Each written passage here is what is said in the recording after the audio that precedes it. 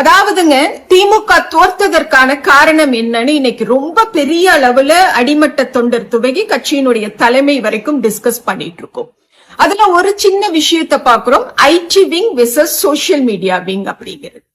Social media wing வழியாகத்தான் அந்த ரசிக மனப்பான்மையை, கூட்ட மனப்பான்மையை அவர்கள் வென்றெடுத்தார்கள். அவர்கள் இன்று ஆட்சி பொறுப்புல அமர்ந்திருக்கிறார்கள் அப்படிங்கிறது 200% இல்ல, 1000% உண்மை.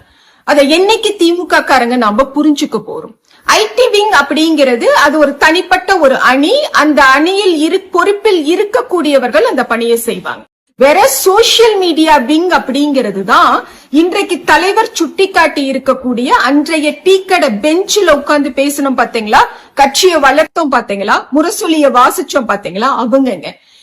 இத நான் ஏன் இந்த இடத்துல நான் சொல்றேன் அப்படின்னா, எனக்கு தான் அதுக்கான உரிமை இருக்குன்னே நான் சொல்லுவேன்.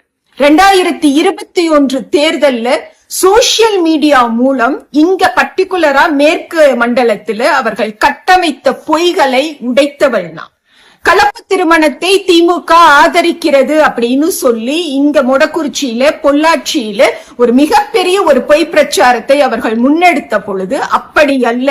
அதிமுக ஆட்சியிலும் கலப்பு திருமணம் செய்தவர்களுக்கு இதெல்லாம் நிதி உதவி இருக்கு அப்படிங்கிற அந்த தரவுகளோடு அந்த வீடியோவை கொடுத்து வைரல் பண்ணி எங்களால முடிஞ்ச வரைக்கும் ஒரு சிலருக்கு அந்த விழிப்புணர்வை ஏற்படுத்தணும். அடுத்து கடந்த நாடாளுமன்ற தேர்தலின் போது பருத்தி நூல் குறித்த அந்த வீடியோ கிட்டத்தட்ட எத்தனையோ கோடி பேர் பார்த்த அந்த வீடியோவின் வழியாகவும் மிகப்பெரிய ஒரு விழிப்புணர்வை உண்டாக்கினோம். இந்த தேர்தல்ல களத்திலையும் நின்னோம், அதற்கு நிகராக சோசியல் மீடியாலையும் கட்சியை எப்படியெல்லாம் கொண்டு போய் சேர்க்க முடியுமோ அப்படியெல்லாம் சேர்த்தோம்.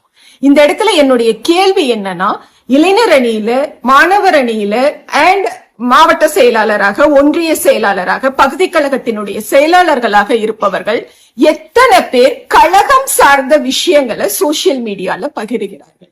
தனிப்பட்ட முறையில அவர்களுடைய புகைப்படம், அவர்கள் ஆராதிக்கக்கூடிய தலைவர்களினுடைய புகைப்படத்தை தாண்டி, அந்த தலைவர்கள் ஒரு பதிவு போட்டா அதை ஷேர் பண்றதை தாண்டி அவர்களாக தனியாக எழுதுகிறார்களா, பேசுகிறார்களா, ஏதாவது சோசியல் மீடியால பண்றாங்களா?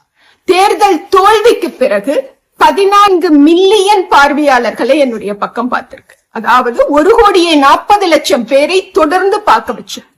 இன்னைக்கு இளைஞர் அணியில, மாணவர் அணியில இருக்கக்கூடியவர்கள், அண்ணன் உதய் அவர்களும் தளபதி அவர்களும் தொடர்ந்து தேர்தல் தோல்விக்கு பிறகு பேசிய கருத்துக்களை எந்த வடிவத்துல சோசியல் மீடியால எடுத்துட்டு போயிருக்காங்கன்னு பாக்கணும். இதை நான் குறையா சொல்லல. இதையெல்லாம் நாம் தொடர்ந்து செஞ்சோம்னு சொன்னாதான் தற்குறிகள் எதன் வழியாக இங்கே ஆட்சிக்கு வந்தார்களோ அவர்களை நாம் அப்புறப்படுத்தி மீண்டும் நம்முடைய கட்சியை ஆட்சி கட்டில அமர வைக்க முடியும். இன்னைக்கு இதுதான் களம். இந்த களத்தை விட்டுட்டு நாம கட்சி கட்டமைப்பை வலுப்படுத்தணும், தொடர்ந்து கூட்டங்கள் வச்சோம், நம்ம கிட்ட இல்லாத அந்த BLA 2 அப்படிங்கிற அந்த ஸ்ட்ரென்த்தே கிடையாது. அது எல்லாமே பொய்யாகி போன சூழல்ல நாம இன்னும் கட்சிக்காரங்களை மதிக்கல, இந்த ஒன்றிய செயலாளர் வேலை செய்யல, அந்த பகுதி கழக செயலாளர் வேலை செய்யல அப்படின்னு சொல்லிட்டு இருக்கிறதுல எந்த அர்த்தமும் கிடையாது. தனிப்பட்ட நபராக, தனிப்பட்ட திமுகவின் அடிமட்ட உறுப்பினராக நான் இந்த கட்சிக்கு என்ன செய்ய போறேன் அப்படின்னு ஒவ்வொருவரும் சிந்திக்கணும். அப்படி நீங்க இன்னைக்கு செய்ய வேண்டியதுங்கிறது, சோசியல் மீடியாக்குள்ள நீங்கள் எழுதுவதும் பேசுவதும் இல்ல, என்ன மாதிரியான வேலையை உங்களால செய்ய முடியுமோ அதை செய்வதும் தானுங்க.